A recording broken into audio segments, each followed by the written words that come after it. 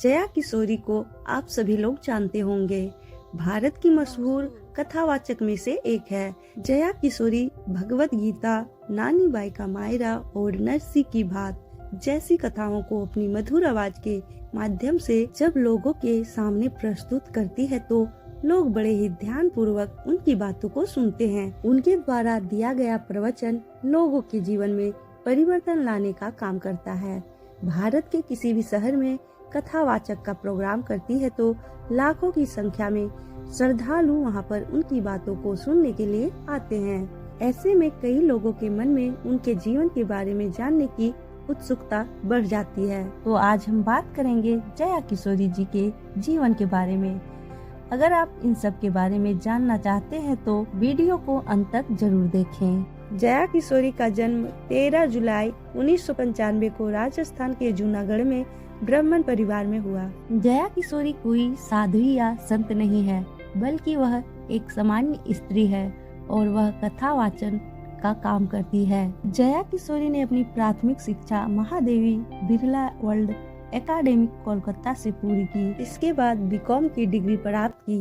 पढ़ाई के साथ ही जया किशोरी भक्ति के मार्ग पर भी आगे बढ़ी। कई शास्त्रों वेदों का उन्होंने अध्ययन किया। जया किशोरी अपने भजन कीर्तन के लिए पूरी दुनिया में प्रसिद्ध है। बाल अवस्था से उनका लगाव भक्ति की तरफ ज्यादा रहा था और भगवान श्री कृष्ण को अपना आराध्य मानती है। यही वजह है कि भगवान श्री कृष्ण के भजन को लोगों के सामने प्रस्तुत करती है तो लोग उनके भजन में पूरी तरह से खो जाते हैं। जया किशोरी की आवाज काफी मीठी और मधुर है और उनके चेहरे का तेज इन्हें किसी देवी से कम नहीं बताता।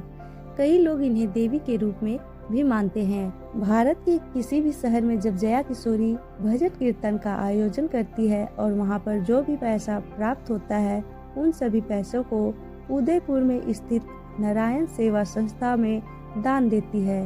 यह संस्था अपंग लोगों के उपचार में इस पैसे को लगाती है। इसलिए जया किशोरी एक कथावाचक के साथ साथ समाज सुधारक भी है। जया किशोरी का परिवार मूल रूप से राजस्थान के रहने वाले हैं। उनके पिता का नाम शिव शंकर शर्मा और माता का नाम सोनिया शर्मा है।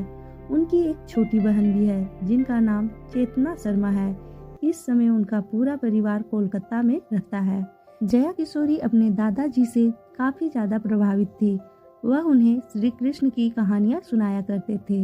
9 साल की उम्र में ही उन्होंने संस्कृत में लिंगाष्टकम, शिव तांडव, रामाष्टकम जैसे तमाम स्तोत्र याद कर ली थी। उनके शुरुआती गुरु गोविंद राम मिश्र थे। उन्होंने ही उन्हें किशोरी जी की उपाधि दी थी।